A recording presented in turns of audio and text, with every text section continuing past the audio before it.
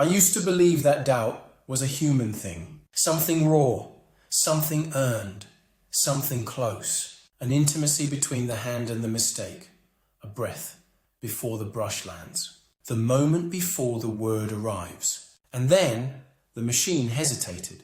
It wasn't a glitch, not an error. It was written that way. Adds ambiguity, the engineer said.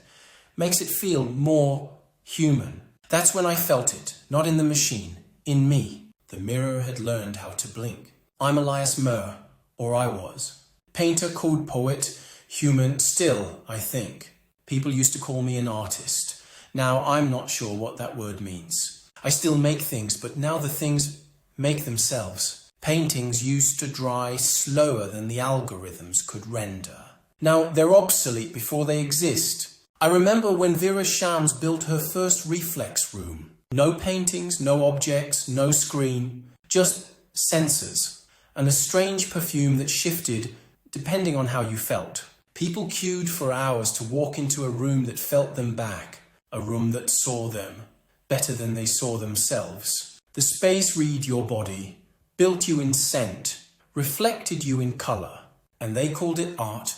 That night I painted for 12 hours, layered pigment like grief, ground charcoal with my fists, posted the image. The algorithm replied, 40 lookalikes, sharper, cleverer, no hand, no pain. Mine didn't even register.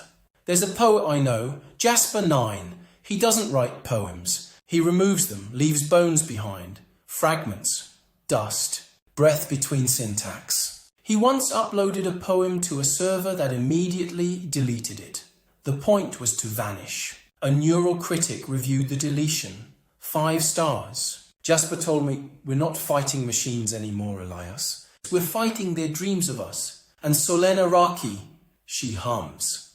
Not melodies, not even sound. Just vibration. A slow, persistent hum that moves through her skin like a memory. I asked her why. She said, they can't hear this, not because they lack ears, but because they don't wait. I recorded my breath once, looped it, played it backwards. For a moment it sounded real, too real, almost like me. And that's the problem, isn't it?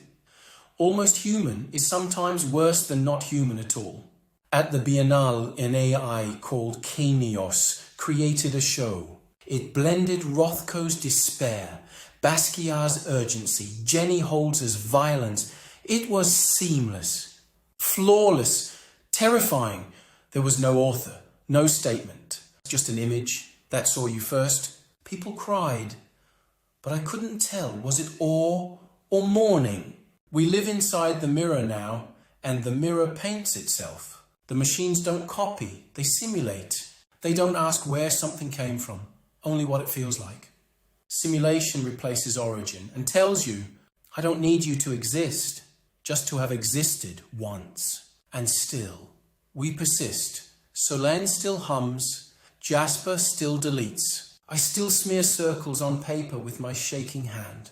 Not for victory, not for difference, but because stopping would mean accepting it.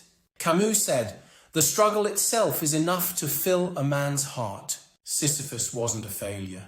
He was awake. So I pushed the stone again and again and again. I don't call it art anymore. I call it gesture. Unfinished, unnecessary, undeniable. They say originality is dead. Maybe it is. But the tremble in the hand, that remains. We're still here, still failing, still making, still resisting. And that, for now, is enough.